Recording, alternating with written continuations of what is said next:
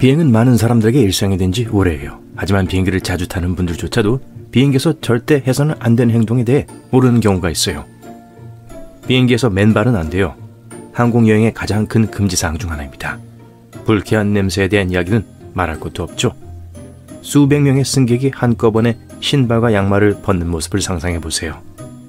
비행기 바닥은 매우 더러워요. 전염성 발 질환을 앓고 있는 사람이 맨발로 통로를 걷고 있었을 수도 있어요.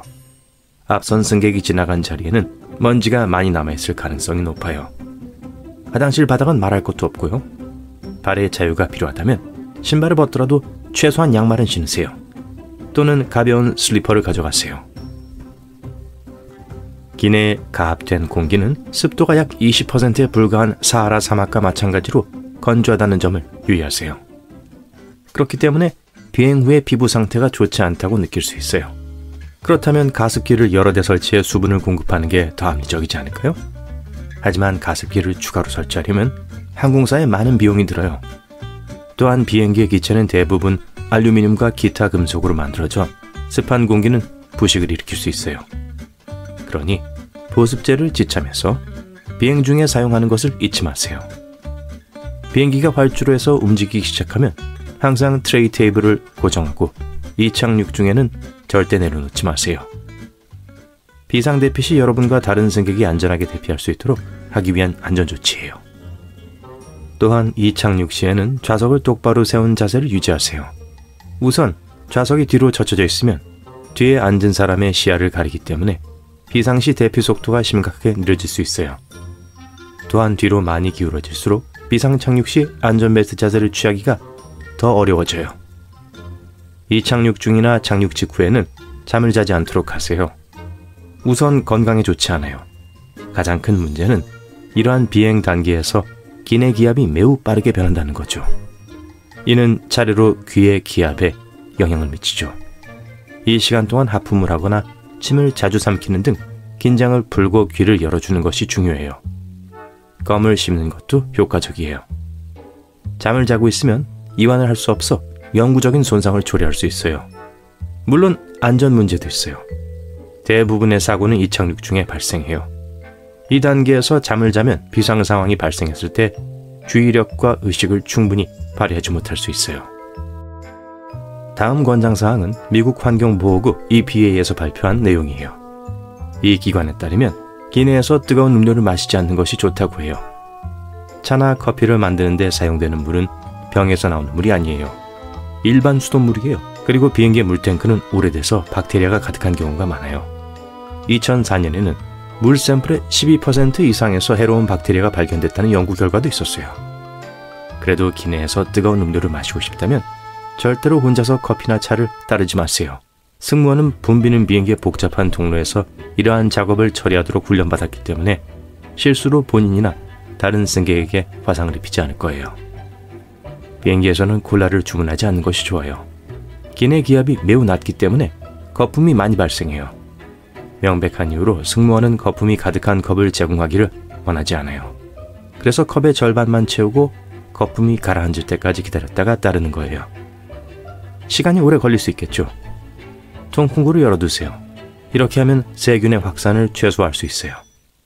비행기는 고품질의 공기 필터가 장착돼 있어 공기 중 세균을 99%까지 잡아내요. 따라서 기내에서는 안전할 거예요.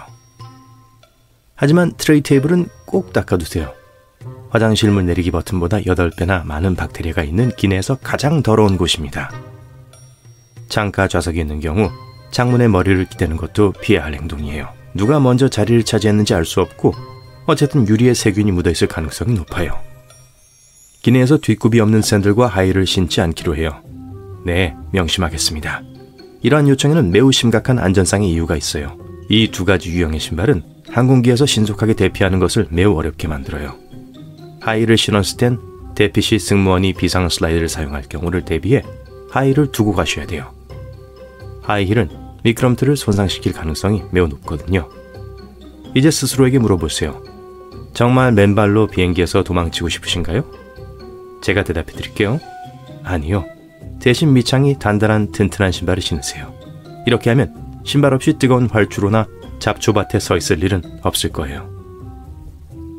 머리 위 칸에 무거운 물건을 넣지 마세요. 난기류가 심할 때는 물건이 내부에 고정되지 않을 수 있고 물건이 떨어지면서 승객과 다른 승객에게 부상을 입힐 수 있어요. 따라서 머리 위 칸에 물건을 넣는 것이 어렵다면 옆 좌석이나 다른 곳에 두는 것이 좋아요. 하드 랜딩에 대해 조종사를 탓하지 마세요. 악천 후에 이런 일이 발생하면 의도적인 것일 수 있어요. 활주로가 물이나 눈으로 덮여 있는 경우 비행기는 수중을 깨트리고 수중 착륙을 방지하기 위해 세게 착륙해야 돼요. 그렇지 않으면 물이 윤활유 역할을 해서 비행기가 제동이나 다른 어떤 제어에도 반응하지 못할 수 있어요. 비상 상황이 아닌데 비상 슬라이드를 설치하는 것은 매우 나쁜 생각이에요. 몇 시간씩 재현될 수 있고 손상되지 않은 슬라이드를 다시 컨테이너에 포장하는데 수천 달러의 비용이 들 수 있어요. 왜 그런 행동을 할까요? 어떤 사람들은 비행기에서 더 빨리 내리는데 도움이 될 것 이라고 생각하기 때문일 텐데요. 바보 같은 생각이에요. 그렇지 마세요. 그런 식으로 일이 진행될 거라는 생각을 버리세요. 이착륙 시 창문 가리개를 열라는 승무원의 지시를 무시하지 마세요. 그건 승무원이 밖에서 일어나는 상황을 확인하고 상황을 평가해서 신속하게 대피할 수 있게 하기 위함이에요. 예를 들어 한 출구 바깥에서 화재가 발생하면 승무원은 승객을 다른 출구로 안내해요. 스프레이형 데오드란트나 면도크림은 비행 중 폭발할 위험 때문에 기내 반입이 금지되어 있으니 휴대 수화물에 넣지 마세요. 스틱형 데오드란트를 선택하는 것이 훨씬 더 좋아요. 또한 보조 배터리는 위탁 수화물에 넣어서는 안 돼요. 보조 배터리를 기내에 반입하려면 용량이 2만 mAh를 넘지 않아야 돼요. 또한 비행 중에는 불이 붙을 수 있으니 사용하지 마세요. 일반적으로 리튬 배터리는 안전하게 사용할 수 있어요. 하지만 고에너지이기 때문에 주위에서 취급하지 않거나 잘못 사용하거나 제조상에 결함이 있는 경우 화재가 발생할 수 있어요. 이러한 배터리는 기내에서뿐만 아니라 지상에서도 꽤 많은 화재의 원인이었죠. 공항 스캐너는 건강에 해를 끼치지 않으니 걱정하지 마세요. 반면 공항 직원들은 특수 복장 없이는 스캐너 근처에 머물 수 없어요. 수화물 스캐너 옆을 지나갈 때도 위험은 최소화돼요. 그리고 마지막 하나, 기내에서 바보처럼 행동하지 마세요. 예의 바르게 행동하세요. 분명 다들 잘 하실 테지만요. 또한 절대 혼자서 비행기에 착륙하려고 시도하지 마세요. 웃지 마세요. 농담 아니에요. 영화에서 조종사에게 무슨 일이 생겨서 비행기를 착륙시키지 못하는 장면이 종종 나오죠. 그때 아주 숙련된 주인공이 게임을 시작합니다. 안타깝게도 현실에서는 거의 불가능에 가까워요. 천재적이고 실제 항공기 모델과 100% 일치하는 컴퓨터 시뮬레이터를 좋아하고 지상의 모든 지시를 따를 준비가 된 사람이라도 스트레스라는 단순한 측면으로 인해 실패할 가능성이 높아요.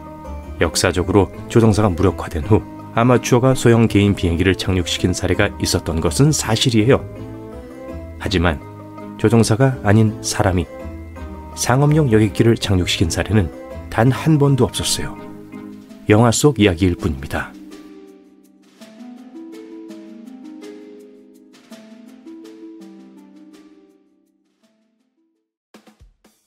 다들 휴가 좋아하시죠? 하지만 특히 무게와 수화물 공간이 제한되어 있을 때 짐으로 뭘 챙겨갈지 알아내는 건 쉽지 않은 일이 될 수 있어요. 집을 떠나 모험을 하면서 휴가, 쇼핑하는 것은 말할 것도 없고요. 자, 돌아올 때 여러분이 모은 모든 기념품들을 위한 여분의 공간이 필요할 거예요. 제대로 준비하지 않아서 너무 많은 무게나 부피가 쌓이면 항공사로부터 보기 좋게 상당한 비용을 청구받게 될 거예요. 하지만 이제 편하게 있어도 돼요. 여러분은 그냥 휴가 예약에만 집중하세요. 저희가 다음과 같은 편리한 여행 팁으로 짐을 관리해 드릴 테니까요. 분명히 옷이 짐의 대부분을 차지할 거예요. 대부분의 항공사 기준으로 국내 여행에는 가방 1개, 그리고 장거리 여행에는 가방 2개까지 허용됩니다. 그렇게 여유가 많지는 않아요. 특히 겨울에 휴가지에서 멋을 부리려고 계획한다면요. 하지만 그게 반복적인 사용을 위해 속옷을 뒤집어 입어야 한다는 걸 의미하진 않아요. 여기서 핵심은 짐을 어떻게 현명하게 꾸리느냐 하는 거예요. 우선 각 아이템들을 어떻게 둘둘 말지 고려해보는 게 좋아요.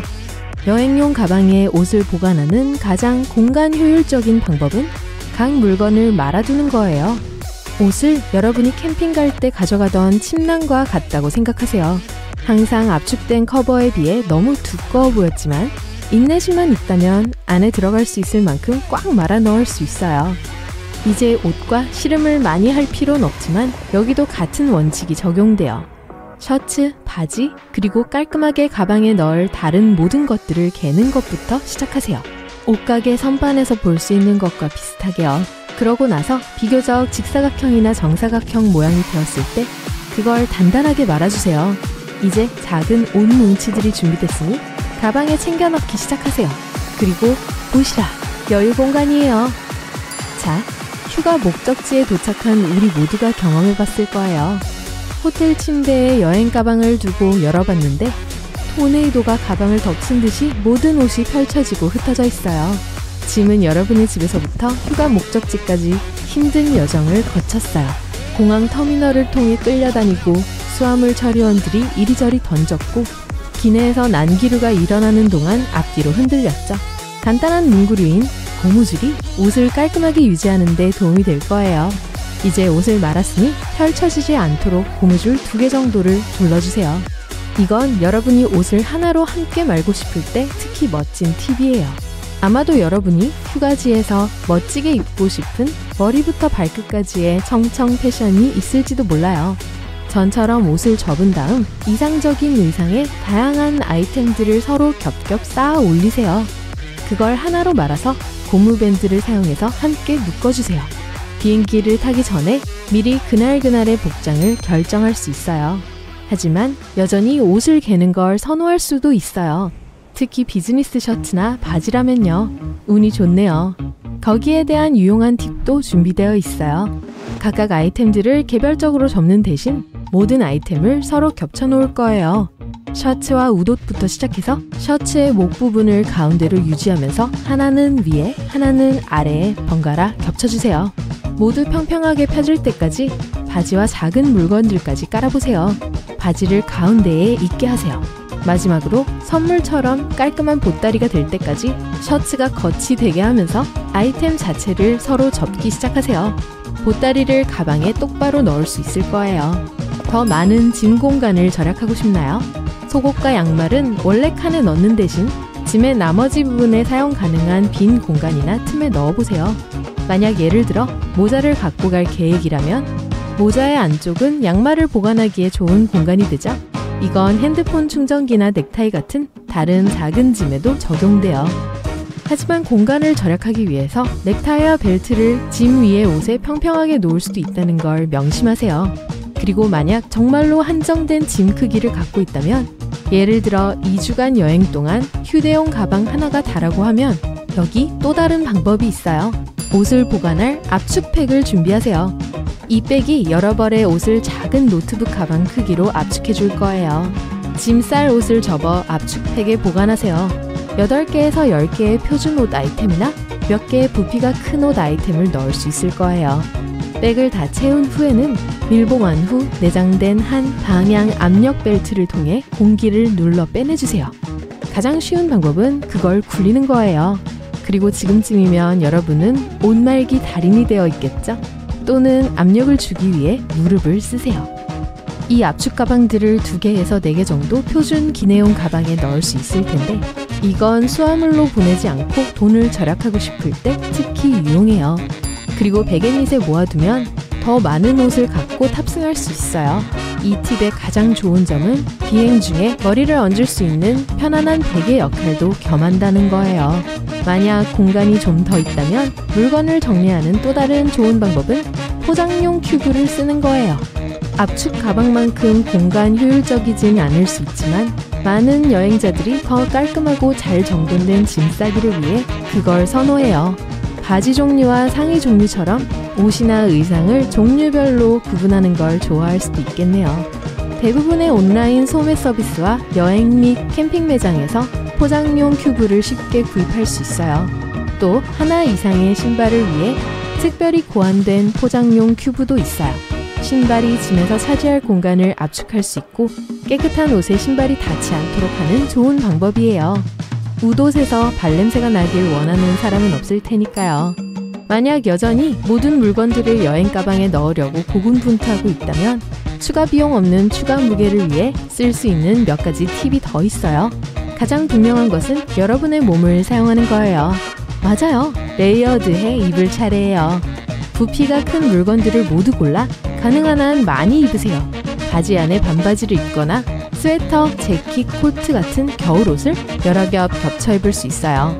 땀이 조금 날 수 있지만 대부분의 공항과 비행기에는 에어컨이 잘 되어 있고 비행기에 탑승한 후에는 항상 몇 겹의 옷을 벗을 수 있어요. 적어도 구름 속에서 진짜로 추워지면 따뜻하게 입을 수 있는 옷은 있겠네요. 그 모든 옷을 겹겹이 껴입고 싶지 않다면 무료로 비행기에 갖고 탈 수 있는 또 다른 종류의 가방이 있어요. 공항 내 아무 면세점에서 면세 가방을 사세요. 다음번에도 쓸 수 있게 갖고 있을 수도 있어요. 여분의 물품을 모두 면세 가방에 보관해 추가 비용 없이 비행기에 갖고 타세요. 여러분이 어떤 종류의 가방을 사용하고 있는지를 고려하는 것도 중요해요. 더 중요한 것은 무게가 얼마나 나가는지고요. 대부분의 사람들이 항공사에서 허용되고 있는 표준 7kg의 여행 가방에 실제 무게가 포함되어 있다는 사실을 잊어요. 가방 자체 무게만으로도 종종 2에서 3kg까지 나갈 수 있어요. 가방만으로도 무게를 많이 차지하죠. 그러니 가방을 살 때 얼마나 무거운지도 고려하세요. 가벼운 가방을 선택하면 가져가고 싶은 물건을 넣을 수 있는 공간이 넓어져요. 이 유용한 팁들 중 몇 가지를 고수하면 짐 넣을 자리도 충분할 거고 휴가 때 쓸 여윳돈도 더 많아질 거예요. 즐거운 비행하세요.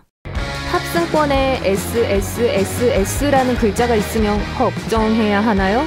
난기류보다 훨씬 더 위험한 건 뭘까요? 비행기에 제일 먼저 탑승해야 할까요? 곧 알게 될 거예요. 여러분은 대부분의 비행기에 파란색 좌석들이 있다는 걸 알아차렸을지도 모르겠네요. 여기에 수수께끼는 없어요.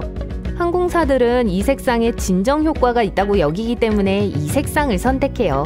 이 색은 승객들을 편안하게 해주고 심지어 제일 많이 긴장했을 비행기 승객들도 긴장을 풀 수 있도록 도와줘요. 하지만 또 다른 좀 더 현실적인 이유가 있어요. 얼룩, 먼지, 긁힌 자국은 진한 파란색 원단에서는 잘 보이지 않아요. 탑승권을 공공장소에 버리지 마세요. 여기에는 이름과 마일리지 번호를 포함한 중요한 정보가 많이 들어있어요.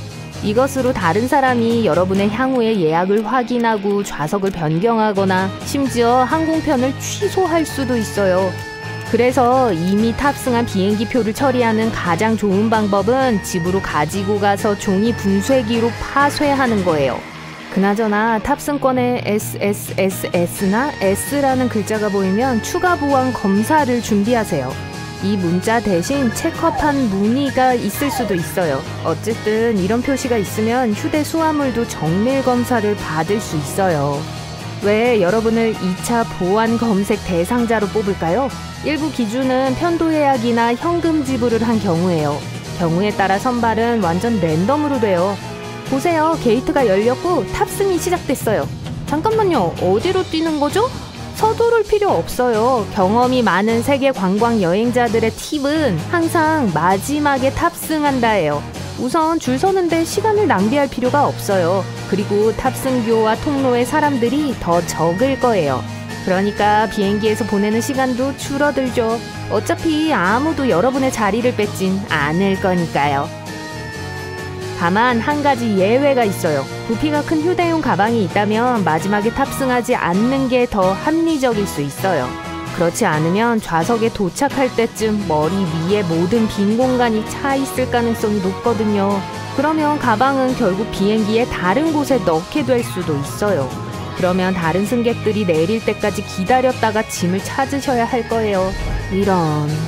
이착륙하기 전에 승무원들은 보통 화장실 문에 작은 스위치를 밀어요. 이게 열려서는 안 될 때 열리는 걸 방지해주죠. 마찬가지로 승무원은 누군가가 안에 있을 때 문을 쉽게 열 수 있어요. 보세요. 화장실 표지판을 들어 올리고 손잡이를 잠금 해제 위치로 이동하기만 하면 돼요. 조종사들은 난기류를 걱정하지 않아요. 왜냐하면 난기류보다 훨씬 더 위험한 게 있다는 걸 알기 때문이죠. 그건 상승기류예요. 대부분의 경우 난기류는 엠파이어 스테이트 빌딩 꼭대기에서 떨어지는 것처럼 느껴지더라도 불과 몇 미터 아래밖에 내려가지 않아요. 조종사들이 승무원들에게 앉으라고 할 정도로 난기류가 강하다면 비행기는 3에서 6미터 아래로 내려갈 수 있어요. 가장 극단적이고 주먹을 꽉 쥐게 하는 난기류는 아주 희귀해요. 하지만 상승기류는 폭풍 또는 기타 날씨 현상의 일부로 위로 이동하는 큰 기단이에요. 조종사들은 밤에 레이더로 상승기류를 볼 수 없어요. 그리고 비행기가 거기에 충돌할 때 시속 804km의 속도로 거대한 과속 방지턱을 넘는 것 같이 느껴져요. 상승기류는 또 항공기를 위험한 고도로 밀어 올릴 수 있기 때문에 매우 위험해요. 현대 비행기에는 항로의 다른 비행기, 산, 그리고 다른 고형의 물체를 탐지하는 특별한 시스템이 있어요. 다른 비행기에서 16km 떨어진 곳에서 조종석에서는 운행 중 이라는 소리가 나와요. 8km 가까이 다가오면 같은 목소리가 조종사의 방향을 알려주기 시작해요. 비행기는 이착륙하는 동안에도 하나의 엔진으로 작동할 수 있어요. 두 엔진이 동시에 고장난 적은 거의 전례가 없는 일이에요. 하지만 그때도 비행기가 하늘에서 바위처럼 떨어지지는 않을 거예요. 조종사들은 착륙하기에 적합한 장소를 찾는데 최대 20분 정도의 시간을 가질 수 있어요. 객실이 가압되는 방식은 여러분의 미래에 큰 영향을 미쳐요. 여러분은 달고 짠 걸 맛볼 수 있는 능력을 30% 잃게 돼요. 다른 말로 하자면 기내식이 맛이 없는 게 아니라 단지 그 맛을 느끼지 못할 뿐인 거예요. 이건 항공음식 공급업체들이 요리하는 음식에 여분의 소금과 향신료를 첨가하는 주요한 이유기도 하죠. 하지만 뭐가 도움이 되는지 아세요? 노이즈 캔슬링 이어폰이에요.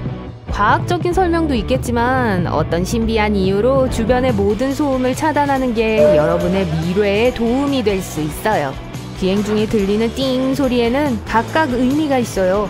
대부분의 항공사에서 이륙 직후 보잉 하는 것은 착륙 기어가 들어가고 있음을 나타내요. 3번의 연속적인 띵 소리는 한 번의 띵 소리보다 더 긴박함을 의미해요. 높았다가 낮아지는 벨소리는 승무원들에게 비행기의 다른 부분에서 동료들이 그들을 필요로 한다는 걸 알려줘요. 차임벨이 3번 낮게 울리면 전방에 심각한 난기류가 있다는 걸 의미해요. 승무원들은 식사 카트를 치우고 자리를 잡고 안전벨트를 매야 해요. 만약 여러분이 겁을 잘 먹는 승객이라면 객실 가운데에 있는 좌석을 선택하세요. 난기류는 대부분 실내의 앞뒷 부분에 영향을 미쳐요. 날개 위에 있는 가운데 부분은 크게 흔들리지 않아요. 조종사와 부조종사는 다른 식사를 먹어요. 이런 조치의 이유는 아주 간단해요. 두 조종사가 같은 요리를 먹고 식중독에 걸린다고 상상해보세요. 이 경우 누구도 비행기를 조종할 수 없게 될 거예요. 만약 여전히 같은 요리를 먹고 싶어하고 다른 걸 먹는 것에 동의하지 않는다면 안전한 방법이 있어요. 조종사들이 동시에 식사를 하지 않는 거예요. 만약 한 조종사가 그 요리를 먹고 몇 시간 후에도 여전히 괜찮다면 다른 조종사도 자신의 식사를 용감하게 먹을 수 있어요. 비행기에서 가장 더러운 장소에 대해 물어보면 뭐라고 대답하실 건가요? 아니요, 변기가 아니에요. 화장실에 있는 것도 아니에요. 승무원들은 머리 받침대, 좌석 주머니, 쟁반 테이블, 그리고 안전벨트를 특히 조심해야 한다고 경고해요. 실험 결과 모든 안전벨트의 3분의 1에 효모와 곰팡이가 있는 걸로 나타났어요. 대부분의 쟁반 테이블은 박테리아로 덮여 있어요. 좌석 주머니도 아주 불결해요. 하지만 그중 머리 받침대가 제일 더러워요. 대부분의 경우 승무원들은 비행 중에 그것들을 바꾸거나 소독할 충분한 시간이 없어요. 기장이 몇 가지 서류 작업을 끝내고 있다고 안내한다면 그건 비행 일정을 수정하느라 바쁘거나 지상 직원이 비행 일지를 준비하는 걸 기다리고 있다는 걸 의미해요. 그건 여행의 공식 기록이 들어있는 일지예요. 일부 비행기들, 특히 장거리 비행을 하는 비행기들은 승무원들이 한숨 잘 수 있는 비밀 침실이 있어요. 승무원 휴게실이라고 불리는 이 침실은 비행기의 뒤쪽이나 조종실 뒤에 위치해 있어요. 이러한 칸에는 승무원들이 쉴 수 있는 편안한 침대가 10개까지 있을 수 있어요. 비행기 창문은 고속에 쉽게 대처할 수 있는 초강력 플렉시 글래스로 만들어져 있어요. 또 창문은 특수한 방법으로 모양이 나 있어서 객실 내부에 더 높은 압력이 창문을 항공기 본체에 밀어붙여요. 다시 말해서 비행기 창문은 깨질 가능성이 매우 낮다는 거죠. 옛날 옛적에 비행기 창문은 사각형이었어요. 하지만 이런 창문의 모서리에 축적된 압력은 궁극적인 약점이 되었죠. 즉 각각의 사각형 창문에 4개의 약한 곳이 있었다는 걸 의미해요.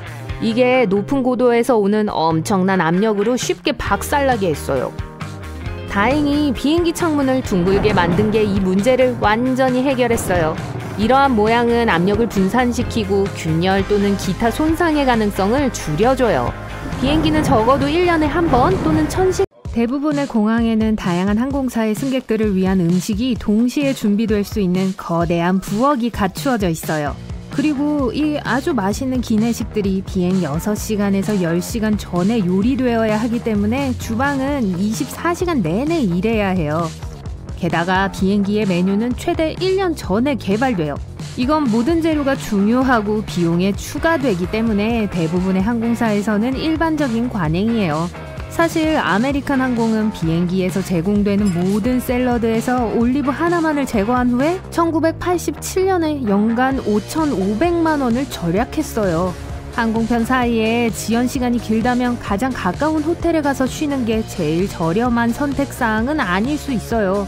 훨씬 더 좋은 방법이 있어요. 공항이나 항공사에서 VIP 라운지 존의 24시간 액세스를 판매하고 있는지 확인해보세요. 대부분의 경우 무료 간식과 음료를 그곳에서 먹을 수 있고 아주 저렴한 가격에 무료 샤워실과 휴식할 수 있는 방을 쓸 수 있어요. 체크인을 하고 난 후에 1060분을 의미하는 실제 단어가 있어요. 골든 아워요. 이것은 통계적으로 승객들이 공항의 소매 및 면세 구역에 더 많이 쓰는 시간대를 말해요. 그리고 그건 가게들 바로 앞에 제일 편안한 좌석을 갖다 놓는데 여러분을 쇼핑에 끌어들이려는 영리한 속임수죠. 번쩍이는 간판이나 쇼핑창을 보면서 편안한 의자에 앉아있는 건 유혹적일 수 있어요. 여러분이 비행기를 타는 동안 수화물이 어떻게 되고 있는지 알고 싶다면 간단한 대답은 공항 직원들이 일단 그 지역을 떠나면 모른다는 거고 아마 별로 신경 쓰지도 않을 거란 거예요. 미안해요. 수화물은 자동 분류되어 스캐너가 바코드를 스캔해서 목적지에 따라 짐을 분류해요. 공항 수화물 취급자의 주요 업무 3가지는 여러분의 수화물을 체크인 구역에서 게이트로 옮기는 것, 연결편이 있다면 한 게이트에서 다른 게이트로 옮기고 가방을 비행기에서 수화물 찾는 구역으로 옮기는 거예요. 그게 다예요. 그래서 짐이 충분히 빨리 움직이지 않으면 연결편에 늦을 수 있어요. 아니면 완전 반대일 수 있어요. 여러분이 출국 수속에서 걸려서 가방이 여러분보다 먼저 목적지에 도착해요. 다른 목적지가 표시되어 있는 오래된 스티커를 떼내는 걸 잊으면 다른 문제가 생길 수 있어요. 이런 경우 스캐너가 여러분의 짐을 다른 나라로 보낼 수 있어요. 일과 매일의 문제점으로부터 몇 주 벗어날 걸 벌써 기대하면서 공항에 도착해요. 차를 주차장에 주차하고 거기에 차를 놔두려면 돈이 좀 많이 든다는 걸 알게 되죠. 왜 이렇게 비싸죠? 사실 공항 주차장은 다른 곳과 마찬가지로 사업체예요. 공항이 건설한 땅, 주차장 건설 그 자체, 이미 가동되고 나면 모든 것의 유지, 그 모든 것들이 상당한 비용이 들어요. 그리고 누군가가 그 비용을 치러야 하죠. 게다가 공항 바로 옆에 주차하는 건 엄청 편안한데 이게 최종 비용에 추가돼요. 만약 추가적인 편안함을 위해 주머니를 털 준비가 되지 않았다면 택시 타는 게 좋을 거예요. 비행기가 종종 높은 고도에서 뒤에 남기는 비행운은 엔진 배기가스로 쉽게 오인되지만 대부분은 수증기에 지나지 않아요. 비행 중에 배기가스로 배출되기 전에 공기 중의 수분이 엔진으로 모여요. 엔진에서 나오는 뜨겁고 습한 공기는 높은 고도에 있는 차갑고 건조한 공기와 혼합되어 가늘고 긴 증기선을 만들어내죠. 습도는 비행운이 언제 생길지와 얼마나 보일지를 결정해요. 만약 이미 습도가 높으면 물이 더 많아서 비행운은 더 두드러져요. 그리고 만약 날씨가 춥다면 물방울들이 얼음으로 변해서 훨씬 더 오래 남아있을 수 있어요.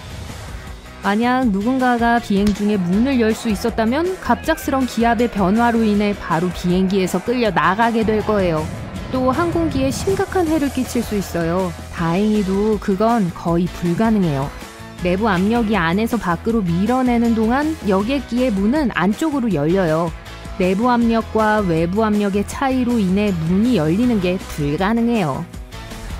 승무원들이 창문에 차양이 올려져 있는지 내려져 있는지 신경 쓰는 게 이상해 보일 수 있어요. 주된 이유는 승객들의 눈이 외부의 빛에 적응할 수 있도록 하기 위해서예요. 대부분의 사람들을 빨리 태우고 빨리 내리는 문제일 뿐이지만 비상시에 승무원들이 제일 원하지 않는 일은 사람들이 비행기에서 탈출하기 전에 눈을 깜빡이기 위해 멈추는 거예요. 비행기가 이륙하거나 착륙할 때 모든 차양이 올려져 있어야 하는 또 다른 이유는 지상 근무자들이 비행기에 문제가 있는지 알아볼 수 있게 하기 위해서예요. 예를 들어 기내에 불이 나면 지상 근무자들이 바로 알아차리고 그에 따라 행동할 거예요. 만약 차양이 내려져 있다면 승객들과 비행기 승무원들을 구조하는 데 필요한 귀중한 시간을 잃을지도 몰라요. 활주로 끝에 숫자가 있는 걸 알아본 적 있으세요? 이건 사실 조종사에게 비행기가 어느 방향으로 향하고 있는지 보여주는 데 쓰여요. 예를 들어 숫자 36은 360도 또는 북쪽으로 가고 있다는 것의 줄임 표현이에요. 숫자와 함께 문자 R과 L은 가장 가까운 활주로가 오른쪽에 있는지 왼쪽에 있는지를 나타내요. 여러분이 타본 모든 상업용 비행기에는 날개가 하나뿐이에요. 맞아요. 왼쪽과 오른쪽 날개는 사실 한 날개의 두 부분이에요. 최초의 비행기는 두 개의 날개를 갖고 있어서 복엽기라고 불렸었어요. 하나는 위쪽에 있고 하나는 동체 바닥을 통과했었어요. 줄과 전선으로 연결되어 있었고 비행기가 공중에서 부서지지 않게 해주는 일종의 사각지대를 만들어냈죠. 초기 비행기들은 힘을 모아야 했기 때문에 더 낮은 속도에선 이게 필요했어요. 하지만 엔진의 출력이 증가함에 따라 두 번째 날개는 불필요하게 됐어요. 하지만 유일한 날개가 전체 구조를 지탱하는 역할을 여전히 하고 있죠. 비행기 창문으로 날개를 보면 노란색 이중 후크를 볼 수 있을 거예요. 공기 역학적으로 방해될 수 있기 때문에 이상하게 보이지만 그건 여러분의 안전을 위해 있어요. 비상 착륙의 경우에 이 고리는 승객들이 날개를 통해 비행기에서 내릴 수 있게 돕는 밧줄을 고정하는 데 쓰여요. 만약 미끄럽다면 밧줄은 발판을 유지해주고 내려가는 동안 넘어지지 않게 도와줄 거예요. 우리 행성의 대기가 높은 곳에는 공기의 흐름이 아주 빠른 게 몇 개 있어요. 경로는 구불구불하지만 다소 일정한 흐름이 있어서 여객기가 그걸 쓸 수 있어요. 비행기가 제트 기류에 가까이 가면 기류의 방향으로 조정되어 흐름에 의해 추진받아 훨씬 더 빨리 날 수 있어요. 많은 항공사들이 연료비를 절감하고 항공 여행을 더 빠르게 하기 위해 이 이점을 이용해요. 구름, 특히 정난우는 난기류가 있는 지역이 앞에 있다는 걸 나타낼 수 있어요. 하지만 가끔 천청 난기류가 일어나 비행기가 몇 미터 떨어져 아무런 경고도 없이 흔들리기 시작할 수 있어요. 이것은 두 기체가 아주 빠른 속도로 충돌할 때 발생하는데 눈에는 보이지 않기 때문에 조종사들은 이게 언제 일어날지 알 수가 없어요. 청천 난기류가 있는 지역으로 들어갈 가능성은 산맥의 낮은 고도와 제트기류 근처에서 더 높아요. 보통 번개를 맞은 후 비행기는 착륙 직후 검사를 받기 위해 보내지지만 여전히 안전하게 현재의 비행은 완료할 수 있어요.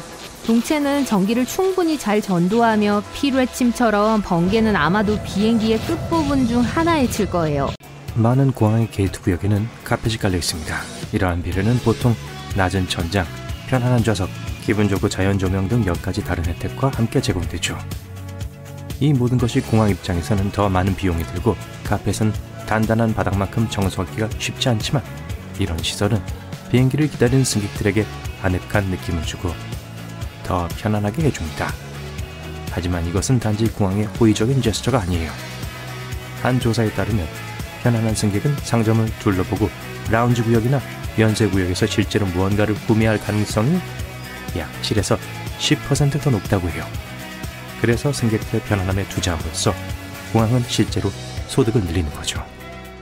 여러분이 비행기에 탑승하고 있는 동안 짐이 어떻게 되는지 알고 싶다면 간단히 말해서 공항 직원들은 일단 짐이 자신의 영역을 떠나면 알지도 못하고 신경도 쓰지 않습니다. 수화물은 자동으로 분리돼요.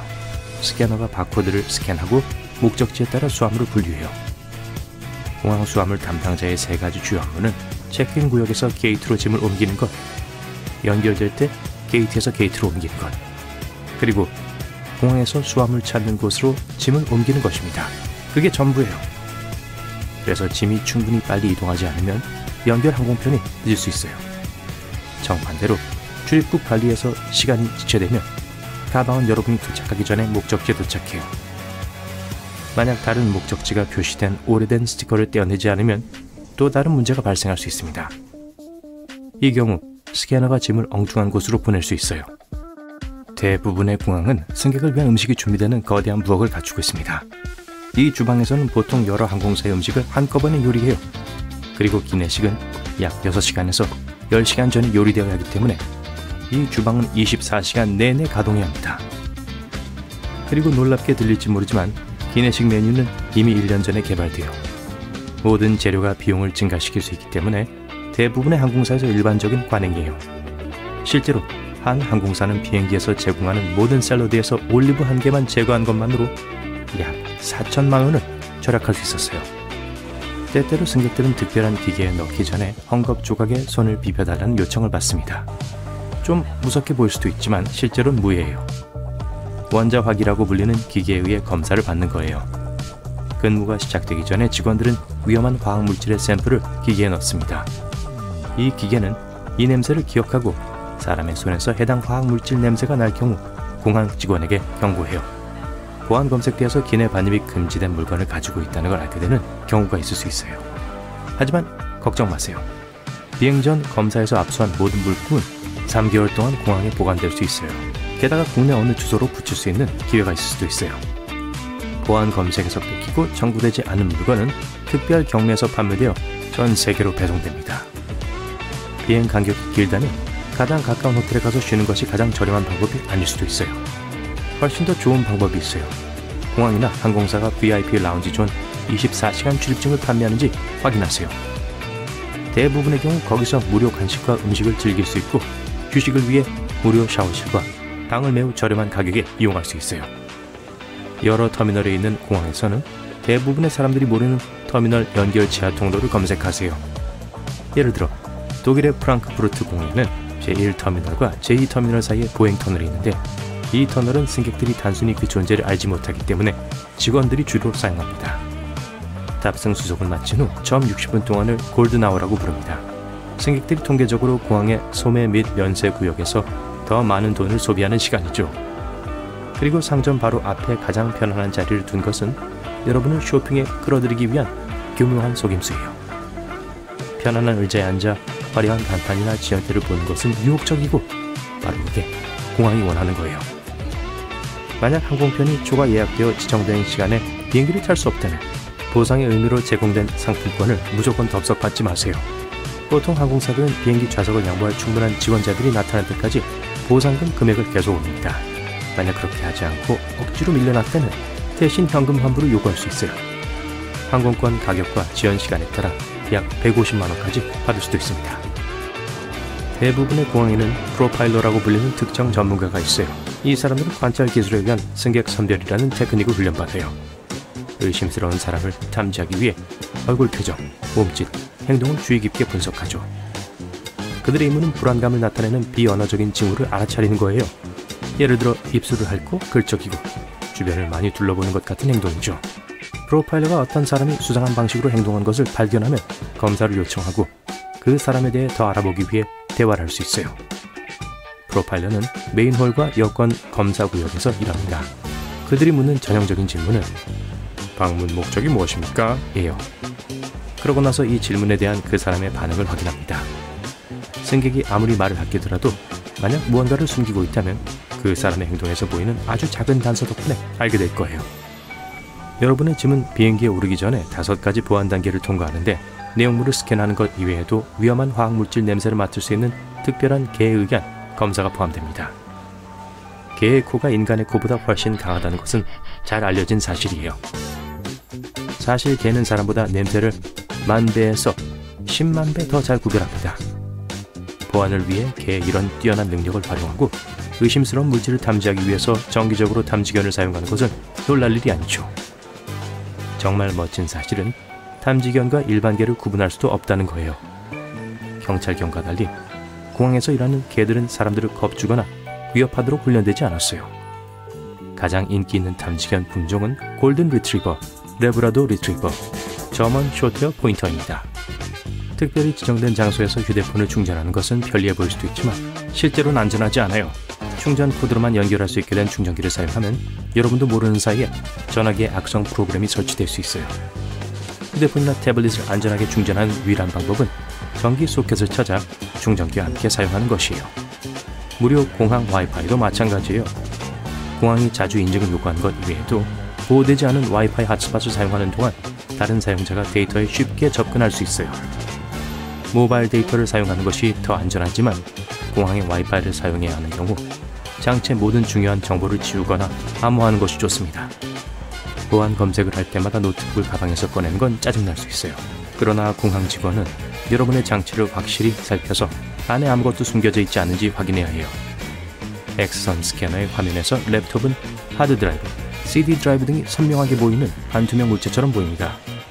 하지만 보안 담당자는 이러한 부품 뒤에 무엇이 있는지 볼 수 없어요. 예를 들어 고밀도의 다소 큰 배터리 같은 거요. 사람들은 가장 가까운 보안 검색 라인을 선택하는 경향이 있습니다. 만약 그 줄이 너무 붐비면 신분증과 티켓 확인을 받은 후에 둘러보세요. 훨씬 사람이 더 적은 다른 라인이 보일 거예요. 어떤 검색 라인은 터미널의 맨 끝에 위치해 있기 때문에 승객들이 잘 알아차리지 못합니다. TSA 사전 체크를 신청한 것은 미국을 오갈 때 시간을 절약하는 데 큰 도움이 될 수 있어요. 이 프로그램의 회원이 되면 몇 가지 큰 특전이 있어요. 첫째, 보안과 여권 검사를 통과한 것이 더 빨라요. 사전 체크 여행자라면 신발을 벗거나 벨트를 풀 필요가 없어요. 그리고 액체나 노트북 같은 것을 특별한 통에 넣지 않아도 돼요. 미국을 오가는 게 아니라면 다른 나라에서도 이용할 수 있는 유사한 서비스가 있어요. 이코노미석을 타시는데 마음에 안 든다면 누가 마음에 들어 하겠어요. 온라인으로 체크인을 하고 비행기 출발 4일 전쯤 좌석 옵션을 확인하세요. 이때가 항공사들이 일반적으로 좌석을 업그레이드하기 시작할 때이고 여러분은 적은 요금으로 혹은 때로는 무료로 비즈니스 클래스로 업그레이드 받을 수도 있어요. 이미 공항에 도착했을 때도 업그레이드를 요청할 수 있어요. 대부분의 사람들은 이 기회를 알지 못하거나 전혀 신경 쓰지 않기 때문에 운이 좋을 수도 있어요.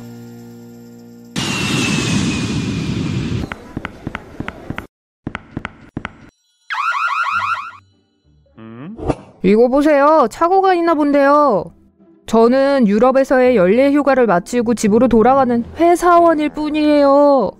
미국 공항 검색대 직원이 여러분의 손가방에서 맛있는 프랑스 치즈 한 덩이를 꺼냅니다. 알고 보니 기내에는 아주 적은 양의 소프트 치즈만 가지고 탈 수 있습니다. 소프트 치즈는 액체로 간주되기 때문이죠. 재밌는 사실은 치즈 가는 강판은 아무 문제 없이 기내에 가져갈 수 있지만 소프트 치즈는 100mg 이하만 가능하다는 겁니다. 그게 최대 치즈 반입량이에요. 그리고 기내에서 치즈를 가는 건 안 돼요.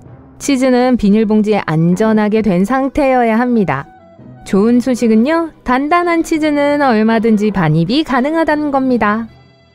자, 치즈와 여러분이 실수로 가져온 큰 물병, 크림이 든 튜브와 다른 멋진 기념품들을 압수당했어요. 제네바에서 구입한 저 멋진 스위스카를 보세요. 이제 이런 물건들은 경매에 붙여질 위험이 있습니다.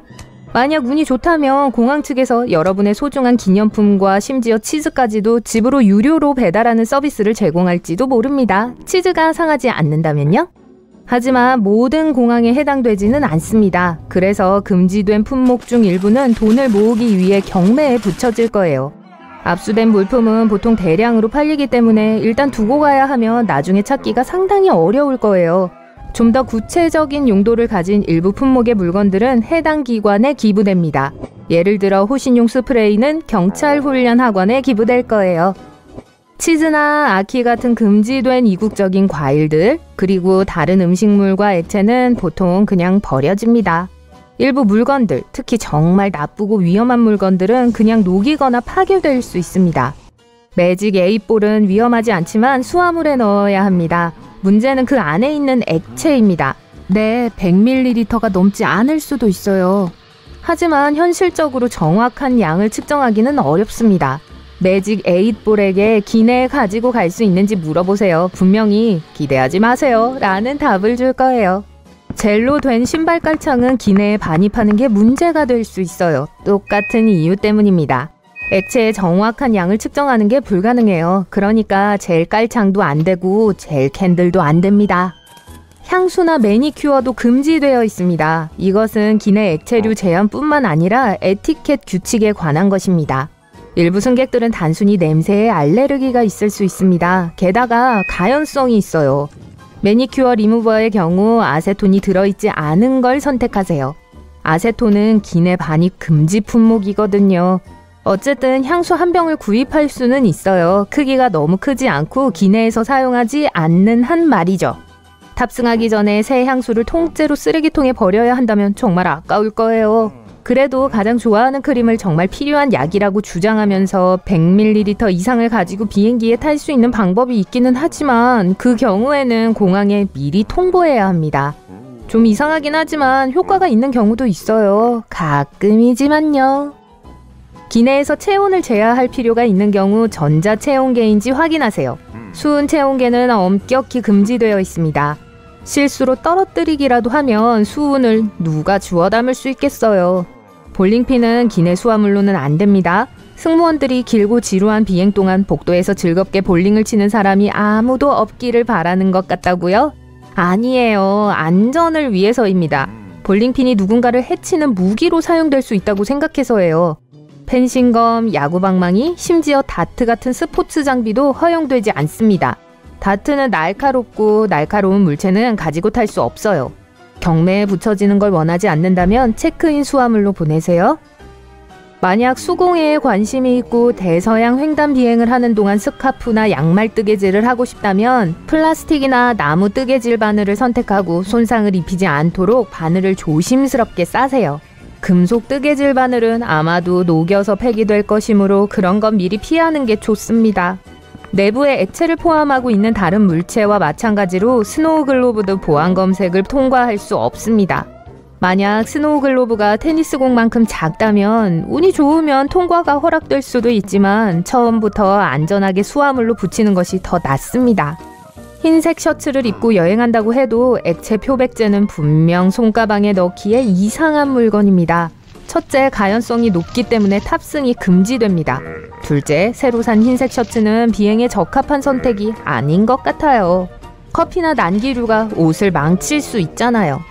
셋째, 기내 화장실은 세탁을 하기에는 너무 작습니다. 여러분이 출장 중인 미용사라면 항공편을 예약할 때 조금 더 투자해야 할 거예요. 기내에는 탈색제가 허용되지 않습니다. 날이 10cm 이하인 가위가 아닌 이상 가위도 환영받지 못합니다. 압수된 가위는 종종 학교에 기증되는데 버리는 것보다는 더 나은 대안입니다. 미용사들에게는 또 하나의 나쁜 소식이 있습니다. 부탄이 든 가스 카트리지 때문에 무선 고데기는 가지고 탈 수 없습니다. 좋은 소식은 전기 고데기는 전혀 문제가 없고 안전하다는 거예요. 미술가라면 보안 규칙에 이미 불만이 많을 거예요. 짐칸에서 페인트가 얼거나 상하는 것을 원하지 않기 때문에 반드시 기내에 가지고 가는 것을 원할 겁니다. 유화물감이 100ml 미만이라면 보안 검색대에서 문제가 없을 수도 있지만 가연성이 매우 높은 테르빈류는 절대 가지고 탈 수 없습니다. 기내식을 싫어하거나 기내식을 미리 주문하지 못한 경우 팬이나 냄비를 가지고 직접 요리할 수 있습니다. 아니죠. 요리할 수 없고 무쇠 냄비도 가지고 탈 수 없어요.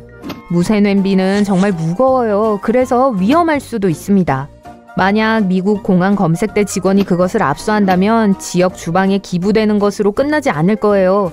아마도 녹여버릴 겁니다. 사과나 바나나 같은 신선한 과일을 가지고 비행하는 동안 신선한 스무디를 먹고 싶다면 나쁜 소식이 있어요. 날이 없는 믹서기만 기내에 허용됩니다. 엄밀히 말하자면 날이 없는 믹서기는 믹서기가 아니죠. 아까 그 치즈 강판을 사용하면 어떨까요? 영국식 크리스마스 폭죽은 크리스마스 휴가 동안 즐거움과 행복하고 멋진 분위기를 만들 수 있지만 기내에서는 혼란만 불러일으킬 거예요. 잡아당길 때 나는 폭발음이 다른 승객들을 놀라게 할 수 있습니다. 파티용 폭죽이나 스파클러도 수화물 가방에도 넣을 수 없어요. 하이힐과 두꺼운 밑창은 금지 품목은 아니지만 몇 가지 문제를 야기합니다. 이런 신발을 신고 있다면 벗어서 스캔을 하도록 요구받을 수도 있어요. 물론 플라스틱 신발 커버도 있긴 하지만 공항 바닥은 세균으로 가득합니다. 웨딩드레스도 문제가 될 수 있어요. 일부 드레스는 엑스레이 기계에 들어가지 않기 때문에 이중으로 확인을 받아야 할 수 있습니다. 캠핑 애호가 여러분 조심하세요. 아마도 캠핑용품은 수화물로 가능한 한 많이 붙이는 게 좋을 거예요. 만일 휴대용 배낭만 가지고 가볍게 여행한다면 아마도 목적지에 도착했을 때 새로 물건을 사야 할 거예요. 날카로운 물체이기 때문에 텐트용 말뚝은 가지고 탈 수 없습니다. 2.2kg 휴대 수화물에 드릴을 가지고 타는 사람도 드물겠지만 어쨌든 이것도 허용되지 않습니다. 만약 냉장고 좌석은 너무 평범해서 드릴을 기념품으로 가져가고 싶은 창의력 넘치는 분이라면 그건 수화물로 붙이는 게 좋을 거예요. 드라이아이스 DIY 냉장고를 가지고 비행기를 타려고 한다면 분명 실패할 거예요. 드라이아이스는 가연성이 있기 때문에 안전 규정상 기내에서는 금지됩니다. 드라이아이스는 2.5kg까지 반입할 수 있지만 항공사의 허가가 필요합니다. 칼날이 노출된 모든 물건은 보안을 통과할 수 없습니다.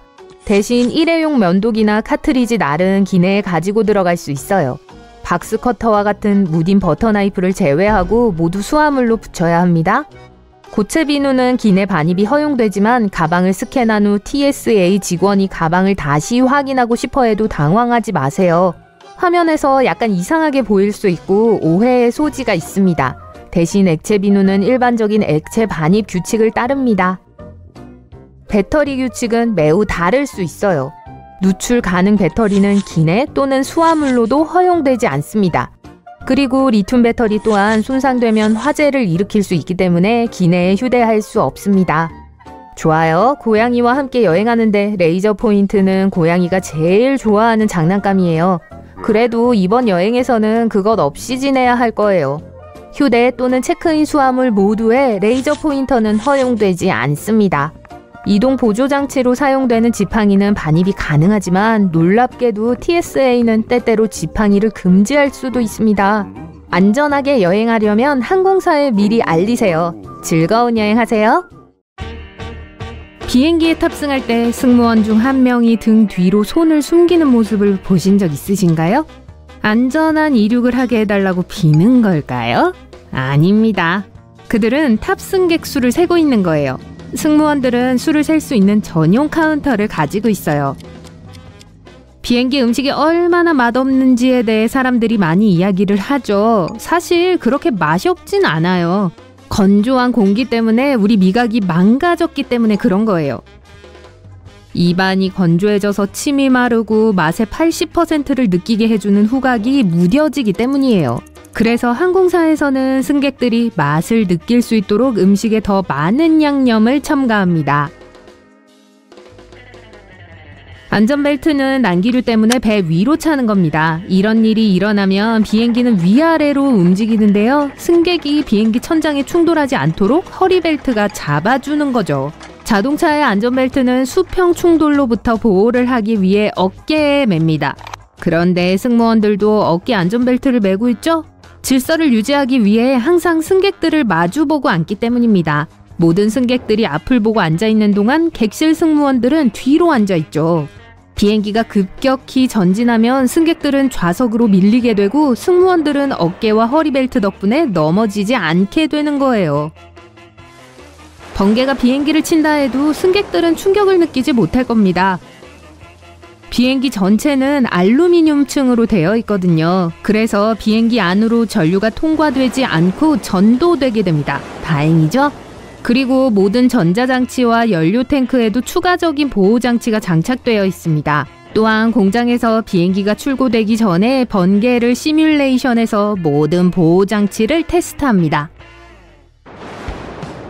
많은 승객들이 비행 중 특히 이륙 직후에 두통을 겪습니다. 약 10분 안에 에베레스트 산보다 더 높은 고도에 도달하기 때문에 그런 거죠. 공기가 희박하니까 우리의 뇌에는 더 적은 산소가 공급되게 되고요.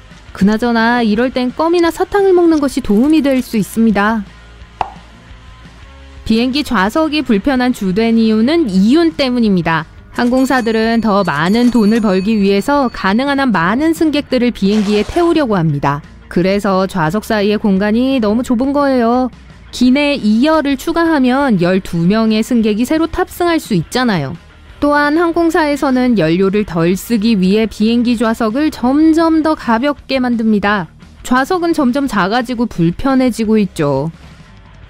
비행기 안에서 추위를 느낄 수 있지만 비행기가 높은 고도에서 날고 있을 때의 환경은 사하라 사막과 비슷합니다. 습도가 매우 낮기 때문이에요. 1시간마다 우리의 몸은 많은 양의 체액을 잃습니다. 수분을 유지하되 병에 든 물만 마시도록 하세요. 많은 항공사에서는 승객들이 너무 슬퍼하거나 감정적이 될 수 있기 때문에 영화를 보여주지 않습니다. 놀라운 인물들이 등장하고 극적인 스토리가 아니라 하더라도 승객들은 여전히 가슴 아파할 수 있어요. 문제는 낮은 산소 수치 때문에 우리 몸이 스트레스를 경험하면 모든 것을 너무 진지하게 받아들인다는 거예요. 또한 고도도 높아지고 집에서 매우 멀리 떨어져 있는 상황이죠. 우리의 뇌는 우리가 상황을 통제할 수 없다는 것을 깨닫게 되고 이러한 무력감은 사람의 감정을 혼란스럽게 할 수 있습니다.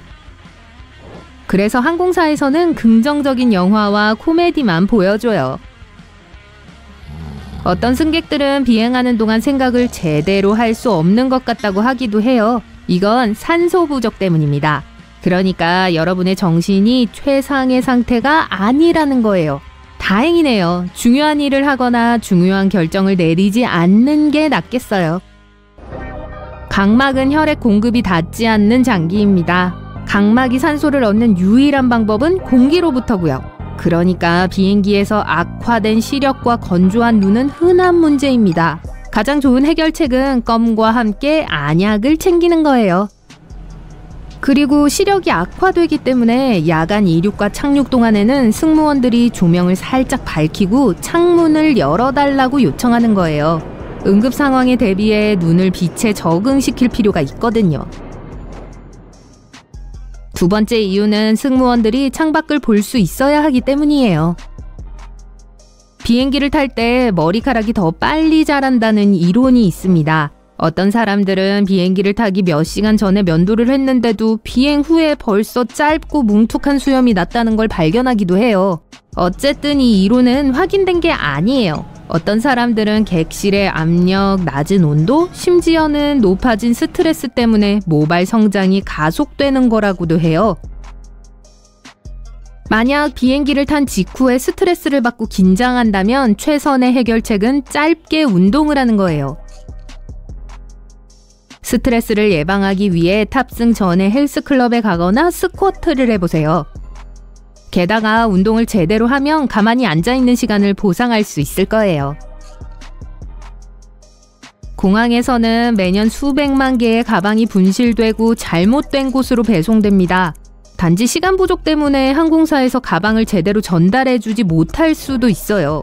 짐을 싣는 사람들이 짐을 다 싣기 전에 비행기가 날아가 버릴 수도 있고요.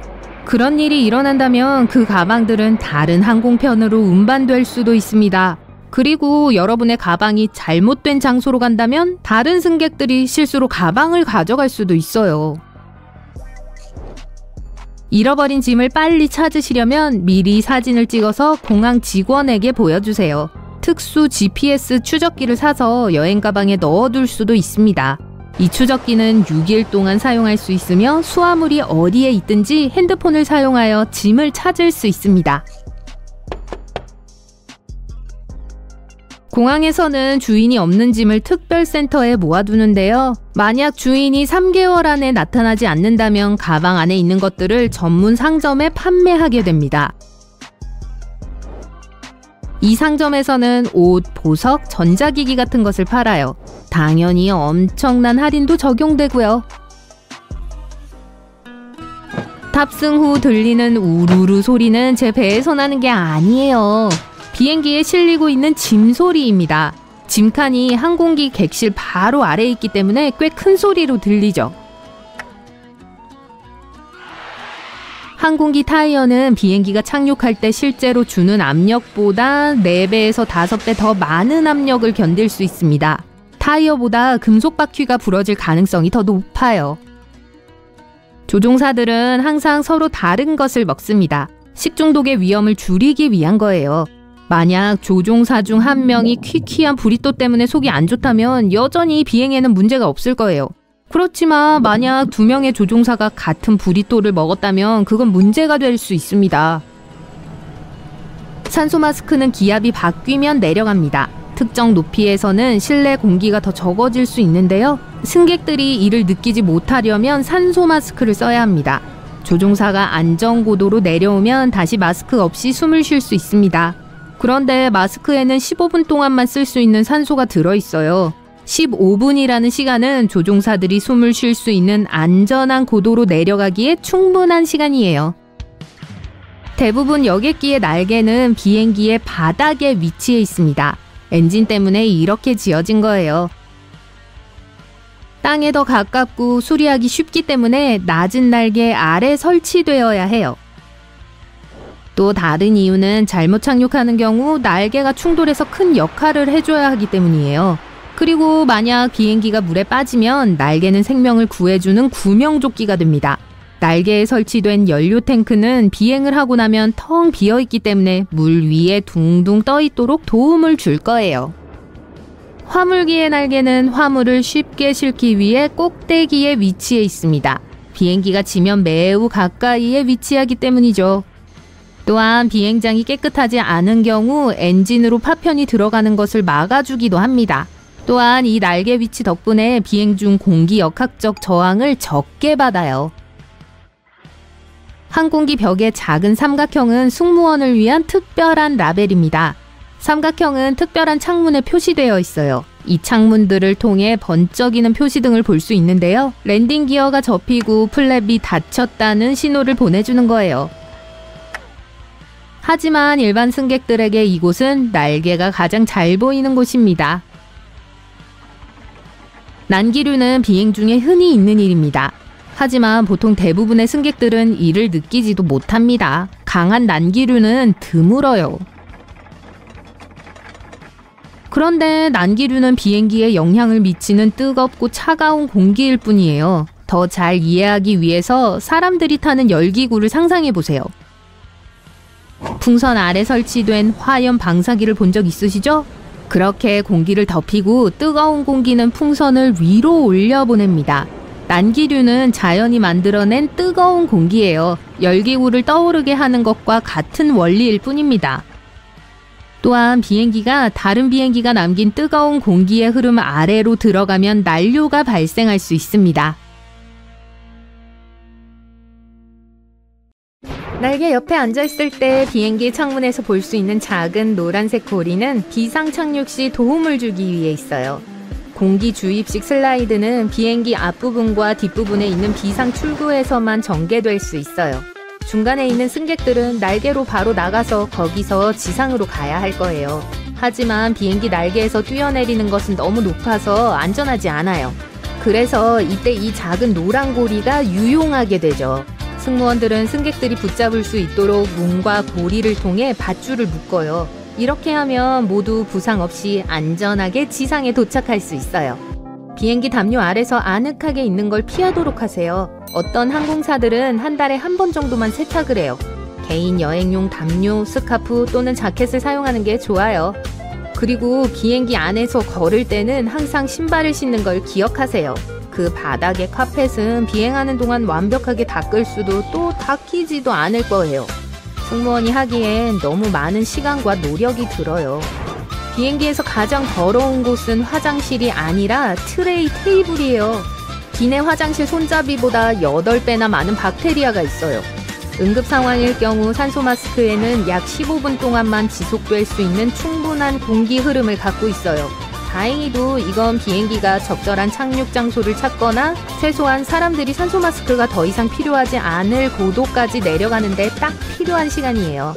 여러분은 이착륙하기 전에 왜 좌석을 올리고 트레이 테이블을 닫으라는 요청을 받는지 궁금해했을 수도 있지만 이건 여러분의 안전을 위한 거예요. 눕혀진 좌석은 편안하지만 뒷좌석의 승객들이 자리에서 벗어나는 걸 더 어렵게 만드는데 이건 비상시에 아주 결정적이죠.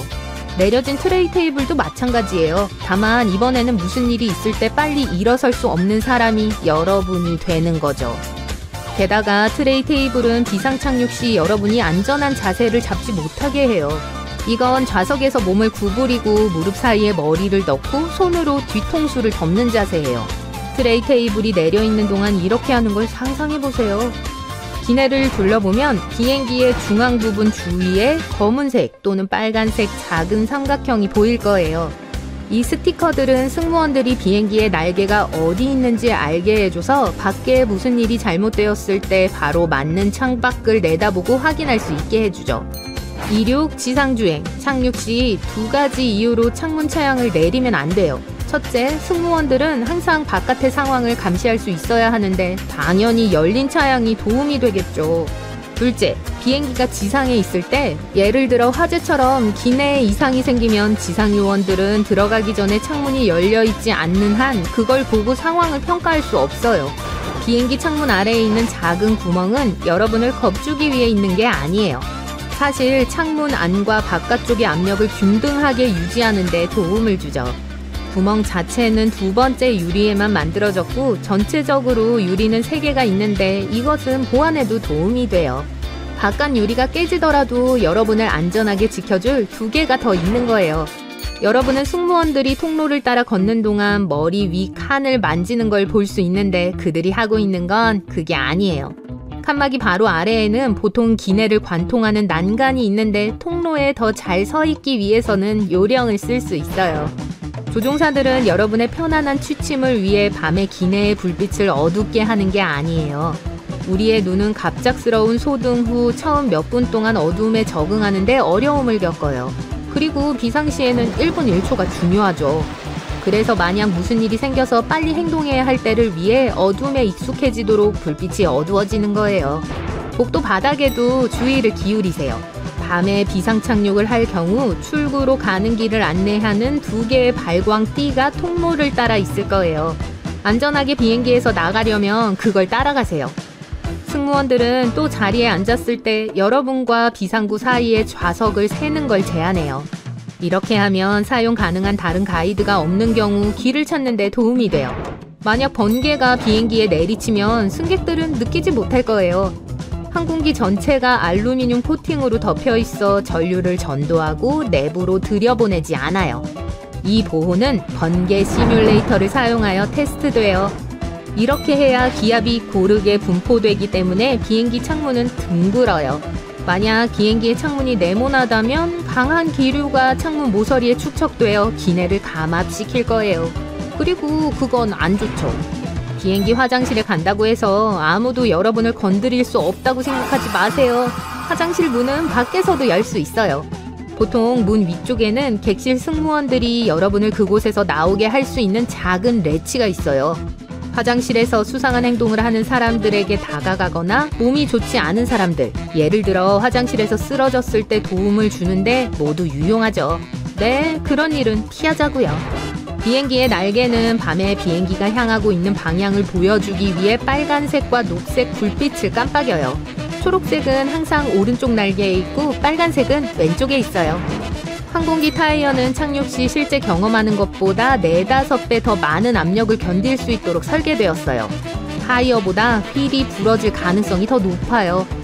조종사들은 항상 다른 식사를 먹어요. 식중독의 위험을 줄이기 위해 필요한 조치죠. 오래된 브리또 때문에 비행기 조종사 중 한 명이 쓰러져도 비행은 잘 될 수 있지만 둘 다라면 그렇지 않아요. 그리고 둘 다 생선을 먹지 않아요. 일부 항공사들은 조종사들이 수염을 기르는 걸 허용하지 않아요. 얼굴털은 산소 마스크가 안전하게 장착되는 걸 방해할 수 있기 때문이죠. 그리고 조종사들은 항상 의식을 유지해야 해요. 대부분의 항공기의 좌석은 파란색이에요. 이 색이 사람들을 진정시키기 때문이에요. 또 이게 청결을 유지하기에도 쉽죠. 비행기 탑승 후 우르릉거리는 소리는 비행기에 짐을 싣고 있는 소리예요. 화물칸은 객실 바로 아래에 있어서 가끔 소리가 꽤 크게 들릴 수 있어요. 7시간 또는 8시간 이상의 대부분의 비행에서 조종사는 조종석 내부 또는 근처에 특별히 설계된 휴게석에 액세스할 수 있어요. 승무원들은 일반적으로 자신들을 위한 객실 구역이 있고 그곳은 가끔 승객 구역과 분리되어 있어요. 일부 더 큰 항공기는 심지어 주 객실 위나 아래에 개인 승무원 숙소도 갖추고 있어요. 대부분의 여객기의 날개는 비행기의 맨 아래에 위치해 있어요. 그걸 저익이라고 부르죠. 첫째, 저익 아래에 엔진을 설치하면 지면에 더 가깝고 수리하기 쉬워져요. 두 번째, 경착륙 시 날개가 충격의 일부를 떠맡게 돼요. 그리고 비행기가 물에 빠지면 날개가 생명을 구해주는 베개가 돼요. 그런데 비행기는 10분에서 60시간까지 떠 있을 수 있어요. 모든 건 비행기의 모델, 날씨 조건, 그리고 조종사의 기술에 달려 있어요.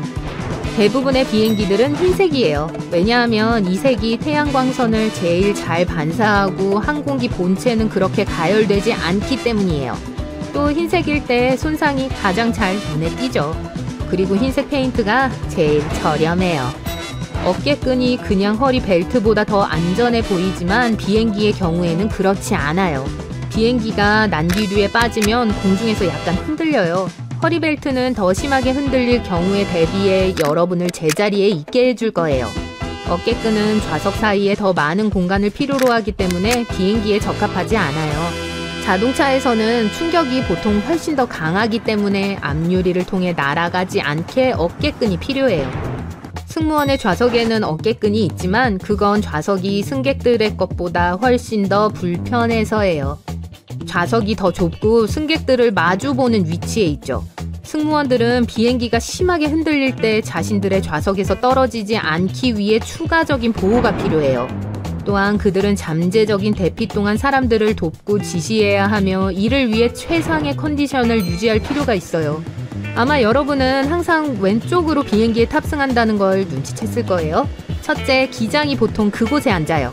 이렇게 하면 기장이 비행기를 터미널 탑승교에 맞추기가 더 쉬워요. 또 항공기는 오른쪽으로 연료를 공급받고 짐을 실어요. 승객들이 왼쪽에서 오면 승무원들은 방해받지 않고 자신들의 일을 할 수 있죠. 호텔은 확실히 많은 사람들이 매일 머무는 장소입니다. 그리고 모든 호텔이 원칙대로 청결에 신경을 쓰는 건 아니에요. 배드버그나 다른 해충들이 존재할 수도 있죠. 알아차렸을 때는 너무 늦을 거예요. 그러니까 이렇게 해보세요. 호텔에 도착해서 방을 열면 서둘러 짐을 풀지 마세요. 특히 침대 위에서요. 모든 옷을 선반 같은 곳에 올려놓으세요. 그리고 일단 가방을 욕조에 넣고 방에 성가신 벌레들이 있는지 확인해보세요. 러그, 소파 쿠션 등 해충이 살 수 있는 모든 장소를 확인해보세요. 이 과정을 다 마친 후에만 가방을 욕조에서 꺼내고 짐을 푸세요. 욕조는 어떤 벌레도 살 수 없기 때문에 가장 안전한 장소입니다. 그러니까 당연히 여러분이 보고 있지 않을 때 그 어떤 벌레도 짐에 기어 들어가지 않을 거예요. 그나저나 그 이불은 당장 바닥에 던져버리는 게 좋을 거예요. 시트는 정기적으로 교체될 수 있지만 이불은 그렇지 않습니다. 어떤 호텔들은 일주일 정도마다 세탁을 하지만 어떤 호텔들은 신경도 안 써요. 침구도 마찬가지입니다. 대부분의 고급 호텔들은 매일 시트를 교체하지만 저렴한 호텔 다수는 손님이 체크아웃한 후 베개나 침구를 바꾸지 않습니다.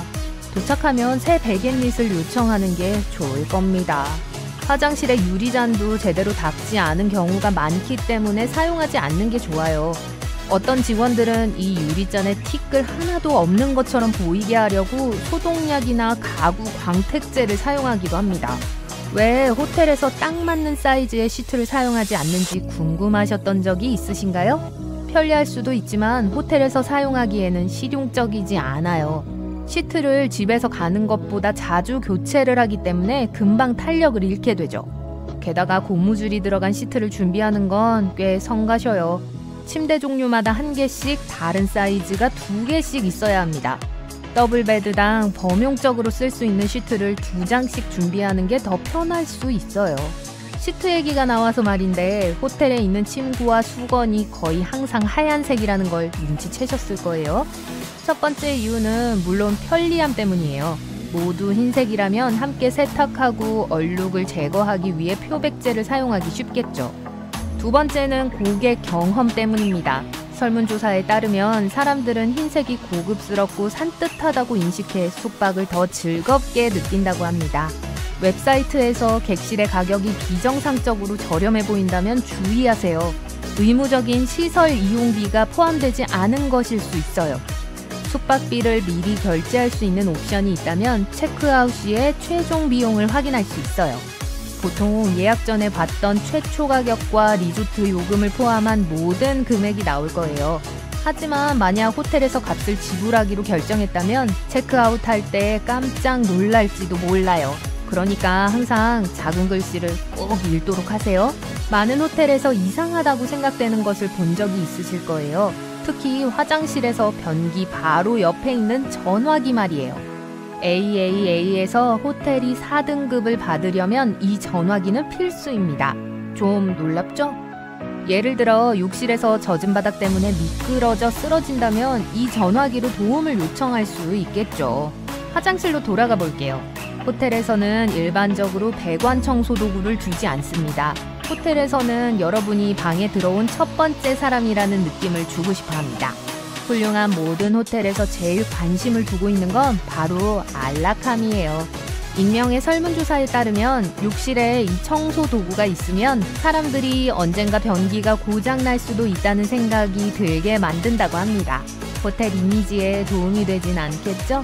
호텔 카드키에 자석 스트립이 내장되어 있다면 핸드폰 지갑과는 떨어뜨려 놓으세요. 문제는 키카드가 이미 많이 업데이트 되었으며 그 과정이 빠르고 쉽게 이루어지도록 설계되어 있다는 거예요. 그래서 휴대폰 내 자석처럼 꽤 강한 자석은 키카드를 지울 수 있고 그러면 방에 들어가지 못하게 될 거예요. 호텔에서 새 카드를 발급해 주겠지만 그래도 불편할 겁니다. 많은 호텔들에서 결제 형태로 신용카드만을 받고 있습니다. 신용카드를 사용하지 않으면 객실을 직접 예약하거나 호텔에서 제공하는 유료 서비스를 이용할 수 없습니다. 호텔 예약은 호텔 투숙의 첫 단계일 뿐이에요.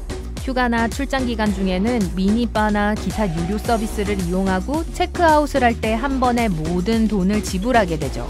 만약 여러분의 체크카드에 모든 비용을 충당할 충분한 자금이 없다면 호텔은 여러분을 고소하는 것 외에 돈을 받을 수단이 없습니다.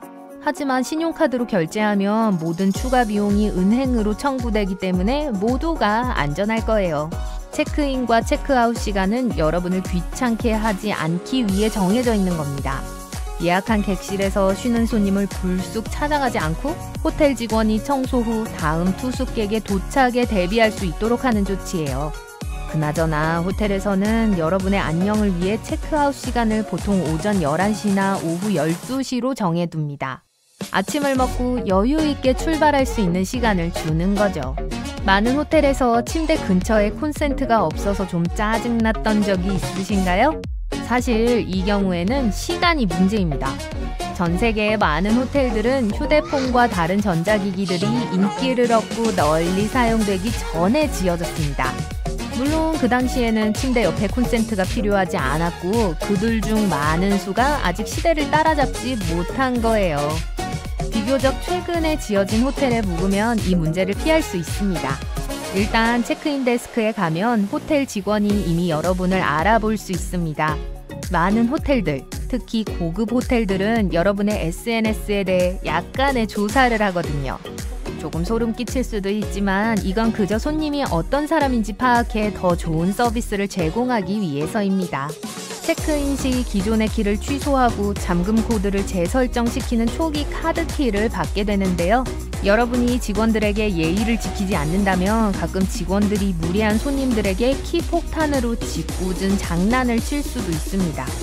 초기 키를 2개 주는 거예요. 어떤 키를 사용하든 두 번째 키를 사용하면 첫 번째 키가 더 이상 작동하지 않게 됩니다. 아마도 호텔방의 화장실에서 찾을 수 없는 물건 중 하나는 치약일 거예요. 저가 호텔의 경우 치약이 의료용품으로 분류되어 주문하기 너무 비싼 경우가 많습니다. 고급 호텔의 경우는 그 반대입니다. 자신들의 화장실에 어울릴 만큼 근사한 치약 회사를 찾지 못하는 거죠.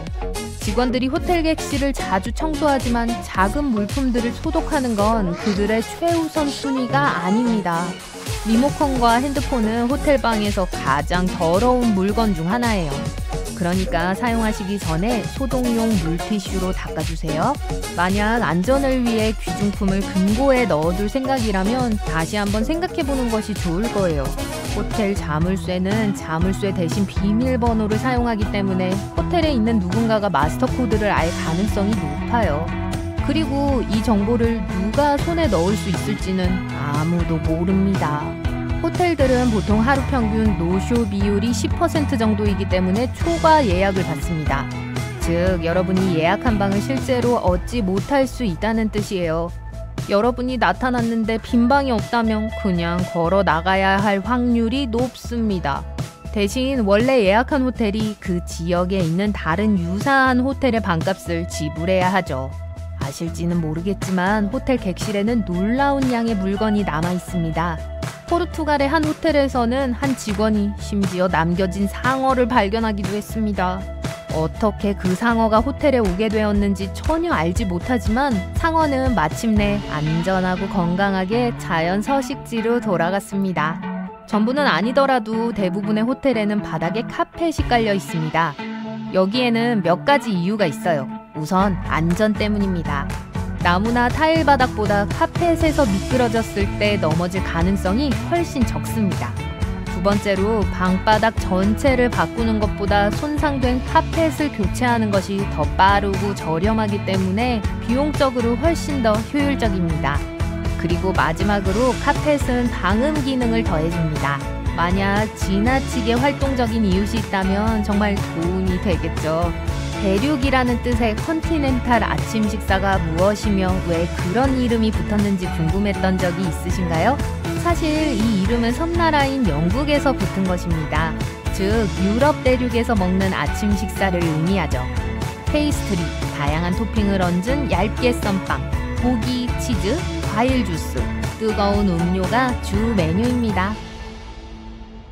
구석을 확인해보세요. 침대 밑에도요. 잠깐, 저기 숨어있는 건 뭐죠?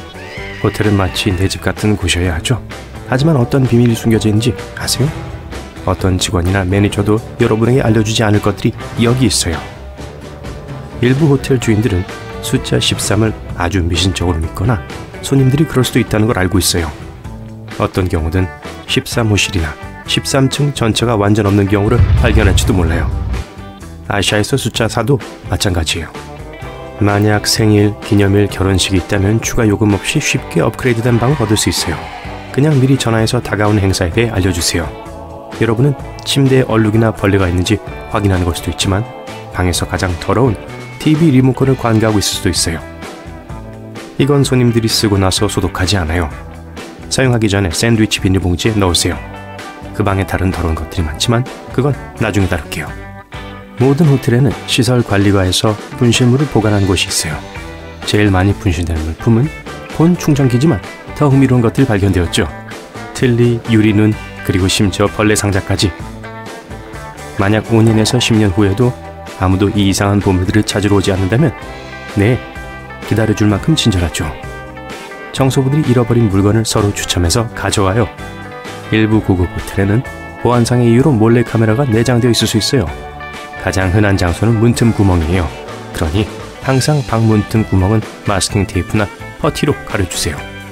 하지만 방에 있는 몰래카메라도 절대 괜찮지 않아요. 위치를 확인하려면 머리맡에 전등을 끄고 폰의 전면 카메라를 켜세요. 천천히 방을 스캔하세요. 전면 카메라가 그 적외선을 포착할 거예요. 흔히 볼 수 있는 곳이 침대 근처와 화장실이에요. 그러니 그 부분을 철저히 확인하세요. 호텔 주인들은 종종 자신의 친구들과 가족들을 무료로 머물게 해줘요. 보통 성수기가 시작되기 전에 머물기 때문에 여러분은 몰랐을 거예요. 직원들과 청소부들도 특전을 받을 수 있어요. 수건, 슬리퍼, 목욕 가운, 샴푸 등을 챙길 수 있죠. 하지만 여러분이 몰랐을 수 있는 건 호텔 체인들이 방에서 이 물건들을 가져가도 괜찮아 한다는 거예요. 문구류, 세면도구, 커피 머그잔, 우산, 이름과 로고가 적혀있는 어떠한 것들도요. 여러분이 이 물건들을 갖고 가면 무료 광고 효과가 있게 되죠.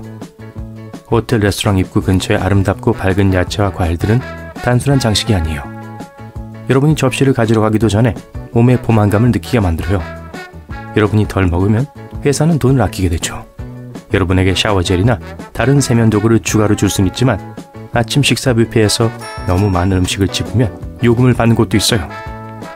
버려진 음식의 양으로 요리사를 화나게 하는 걸 방지하기 위해 어떤 나라의 몇몇 호텔들은 손님들에게 접시에 안 먹고 남은 음식에 대한 값을 지불하게 해요. 여러분의 하룻밤을 위해 할인을 제일 크게 받는 방법을 기꺼이 알려주는 호텔은 없어요. 그러니 예산이 한정되어 있다면 오후 6시 이후에 예약을 하세요. 영업부에서 막판에 취소된 모든 예약권을 팔려고 하는 때거든요. 그건 종종 가격 인하를 의미하기도 하고 때론 반값이기도 하죠. 한 달 중 첫 번째 일요일이 체크인하기에 가장 좋아요. 희석객들은 떠나고 출장객들은 아직 오지 않기 때문에 대부분의 좋은 방들이 이용 가능할 거예요. 최고의 방을 고르려면 루밍이라고 불리는 특별한 서비스를 이용해보세요.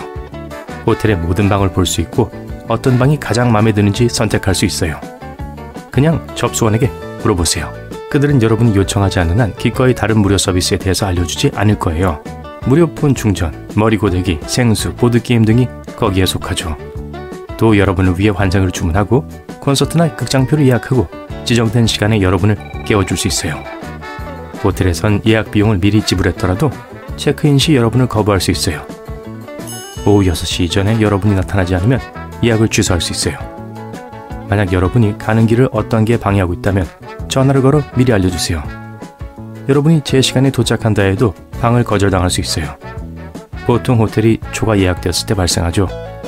이 경우 여러분을 다른 곳으로 안내할 수 있어요. 더 놀라운 건 이런 일이 일어날 가능성이 여러분이 누구인지에 달려있다는 거예요. 젊은 독신 남성, 커플, 그리고 친구들이랑 같이 온 사람들이 가족이나 나이 많은 독신 여성에게 방을 뺏길 수 있어요. 그건 주로 첫 번째 그룹이 예상치 못한 움직임에 좀 더 융통성 있기 때문이에요. 그 미니바를 덮치기 전에 음료들이 밀봉되어 있는지 확인하는 게 좋아요. 호텔 종업원들은 손님들이 제공된 음료수를 다 마시고 돈을 내지 않기 위해 수돗물로 병을 다시 채우는 경우가 있었다고 해요. 쉿, 저한테 드는 거 아니에요? 대형 체인점들은 종종 중요한 손님들을 만나거나 도시를 돌아다니게 하기 위해 자신들만의 특별한 교통수단을 갖고 있어요. 호텔이 소유한 택시들은 보통 시내 택시보다 저렴하므로 돈을 아끼고 싶다면 접수대에서 호텔 교통비를 확인해보세요. 하지만 접수원에게 어디서 식사를 해야 하는지 추천해달라고는 하지 마세요. 호텔 종업원들은 비록 그곳의 가격이 비싸고 맛이 없을지라도 추천비를 지불해주는 지역 가게를 여러분에게 알려줄 거예요. 투숙객들은 사실 방값을 지불하는 게 아니라 호텔의 장소값을 지불하는 거예요. 공항, 해변, 시내, 유명 명소와 가까우면 추가 요금이 발생하죠. 네, 별이 하나도 없어도 내부의 조건이 그리 좋지 않더라도 말이죠. 발레 파킹을 위해 키를 건네주기 전에 잘 생각해보세요. 호텔 직원들이 고가의 차를 훔쳐 타고 다니면서 심지어 촬영까지 한 경우가 있어요. 제 차요? 안 돼요. 옆방에 유명한 사람이 있을 수도 있어요. 그들은 신분을 감추기 위해 가명을 쓰니까 아무도 모를 거예요. 우리 나머지 일반인들은 그렇게 하면 안 돼요. 여러분은 큰 침대와 해변이 잘 보이는 싱글룸을 요청했어요. 실제로 받은 건 2개의 작은 침대와 벽돌담의 아름다운 경치가 보이는 방이에요. 항상 일어나는 일이죠. 하지만 그 차이를 배상하기 위해 어떤 보상이나 무료 서비스를 제공해줘야 해요. 매니저가 제안하지 않아도 여러분의 권리에 대해서 알고 계세요. 여러분 방에 있는 금고는 전혀 안전하지 않아요. 귀중품이 있다면 프런트 직원에게 관리하고 있는 메인 호텔 금고에 넣어달라고 하세요. 모든 직원들이 여기에 접근할 수 없기 때문에 이게 훨씬 더 안전해요. 비록 호텔 의자와 소파가 깨끗해 보이겠지만 현미경으로 볼 때까지 기다리세요. 먼저 수건이나 담요를 깔지 않고선 거기 앉지 마세요. 전에 있던 손님이 가구 위에 발을 올려놨을지 모르잖아요. 그리고 방카펫은 거의 세척이 되지 않기 때문에 그 사람의 발은 분명 더러울 거예요. 아마도 1년에 한 번 혹은 그 이하일 거예요. 그러니까 맨발로 그 위를 걷지 마세요. 슬리퍼를 이용하거나 신발을 신은 채로 있었다면 신발 밑에 샤워캡을 씌워주고 떠나기 전에 여행 가방에 넣으세요. 침대도 마찬가지예요. 눕기 전에 청소부들이 손님들 간의 린넨을 세탁할 수 있지만 그 큰 아름다운 세균 덩어리 침대 커버는 예외인 걸 알아두세요. 물잔도 만지지 마세요. 그걸 닦았다고 해도 아마 다른 표면을 닦을 때 사용한 것과 같은 전일 거예요. 왜냐고요? 그건 직원들은 각 방을 완전히 청소하는데 20에서 30분밖에 시간이 없기 때문에 꼼꼼히가 아니라 빨리 해야 하죠. 종종 간과되는 것들은 전등 스위치, 문과 서랍 손잡이, 리모컨처럼 아이러니하게도 제일 자주 손이 가는 것들이에요. 전문가들은 이 물건들의 변기만큼이나 많은 세균이 있는 걸 발견했어요. 해결책은 항상 충분한 항균 티슈를 들고 다니세요. 그리고 호텔의 청소 관행에 대해 묻는다면 기억하세요. 청소가 소독을 의미하는 건 아니라는 걸요. 말을 조심하게 하고 매니저에게 허점을 보이지 마세요. 휴가 가신다고요? 색연필이나 백엔잎 같은 몇 가지 유용한 아이템을 챙기는 건 잊으셨을걸요? 최고의 휴가를 위한 최고의 여행 팁을 모았습니다. 어딘가로 떠날 계획이라면 신중하게 생각해야 해요. 일정 조정이 가능하다면 여행을 7월에 간다는 생각은 버리세요. 굳이 성수기에 여행할 필요는 없어요. 가격도 비싸고 사람도 너무 많으니까요. 여행하기 가장 좋은 시기는 성수기와 비성수기 사이에 있는 숄더 시즌입니다. 예를 들어 그리스의 경우 4월과 5월, 9월과 10월이죠. 날씨는 이미 또는 여전히 좋지만 사람이 적고 숙박비가 훨씬 저렴해요. 항공편을 검색할 때는 항상 시크릿 모드로 검색하세요. 일반 모드로 검색하면 저장된 쿠키 파일이 검색자를 추적하고 검색한 지 오래되어 더 저렴한 항공편이 표시될 가능성이 낮아져요. 자신을 드러내지 말고 항상 시크릿 모드를 사용하세요. 또 다른 요령은 환율이 더 좋은 다른 거주 국가와 통화를 선택하는 거예요. 이렇게 하면 훨씬 더 저렴한 다른 통화로 항공권을 구매할 수 있습니다. 다음으로 항공권을 구매할 때 여행하는 항공사에 관계없이 플라이어 계정을 만드세요. 항공사는 마일리지를 선물하고 마일리지가 충분하면 무료 항공편을 이용할 수 있습니다. 다른 항공사로 여행하더라도 기회를 놓칠 필요가 없죠.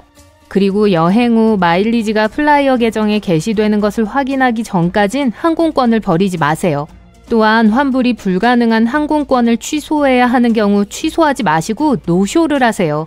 혹시 어떤 일이 발생해서 항공편이 취소되는 경우 어차피 비행기를 타지 않을 것이라는 사실은 아무도 몰랐기 때문에 환불을 받을 수 있습니다. 좌석을 선택할 땐 다른 사람과 함께 비행하는 경우 옆좌석을 선택하지 마세요. 가운데 좌석을 사이에 두면 비행기가 만석이 아닌 이상 예약되지 않을 확률이 높습니다. 운이 좋으면 두 사람만 앉을 수 있는 좌석이 3개가 될 수도 있죠. 하지만 옆자리에 누가 앉게 된다면 일행과 나란히 앉을 수 있도록 좌석을 바꿔달라고 부탁하면 됩니다. 대부분의 사람들은 기꺼이 자리를 바꿔줄 거예요. 경유지가 길다면 이를 유리하게 활용하세요. 6시간의 경유지는 공항에 머무르기에는 너무 길고 나오기에는 너무 짧습니다. 이 경우 더 긴 경유지를 선택하고 다음 항공편을 타기 전에 도시를 둘러보는 데 사용하세요. 호텔을 예약할 때는 항상 로열티 프로그램에 가입하세요. 비행기 티켓과 마찬가지로 비용이 들지는 않지만 특별한 손님처럼 대접받을 수 있어요. 또한 체크인할 때 업그레이드 기회를 요청하세요. 같은 가격으로 더 좋은 객실을 이용할 수 있습니다. 그리고 신혼여행, 기념일, 생일 등 특별한 날이 있다면 항상 호텔에 알려주세요. 호텔 직원으로부터 좋은 혜택을 받을 수 있을 거예요. 호텔 검색을 위한 웹사이트는 사용하기에는 좋지만 호텔을 고른 후에는 직접 전화로 예약하세요. 웹사이트는 오퍼를 게시하는데 수수료를 받기 때문에 거기에 표시되는 모든 것이 더 비쌉니다. 호텔에 직접 전화해서 객실을 예약하면 더 저렴하게 예약할 수 있어요. 이제 짐을 싸세요. 우선 항상 짐 싸기 체크리스트를 작성해 휴대폰에 보관하세요. 필요한 모든 것을 바로 기억하기는 어려우니까 며칠 동안 목록을 작성하고 생각나는 대로 다른 항목을 추가하세요. 이렇게 하면 짐을 챙길 때 중요한 것을 잃어버리지 않을 수 있습니다. 여행 가방에 더 많은 짐을 넣으려면 옷을 돌돌 말아 넣으세요. 이렇게 하면 공간을 훨씬 적게 차지합니다. 샴푸와 쏟아질 수 있는 기타 물건은 모두 샤워캡에 말아 넣으세요. 무언가가 폭발하더라도 내부의 모든 것을 보호할 수 있어요. 또한 패킹 큐브를 사용하세요. 모든 것을 정리하고 공간을 많이 절약하는 데 도움이 돼요. 물건을 효율적으로 정리하는 방법을 배워보세요. 틱택 박스는 실핀을 보관하기에 좋은 수납 공간이 될 수 있어요. 모두 제자리에 있게 될 거예요. 머리끈들을 함께 모아두는 데도 사용하세요. 베갯닛은 챙기셨나요? 꼭 챙겨야 해요. 많은 공간을 차지하지는 않지만 여행 중 불편할 경우를 대비해 베갯닛에 옷가지 몇 개만 넣으면 끝! 베개가 완성되는 거죠.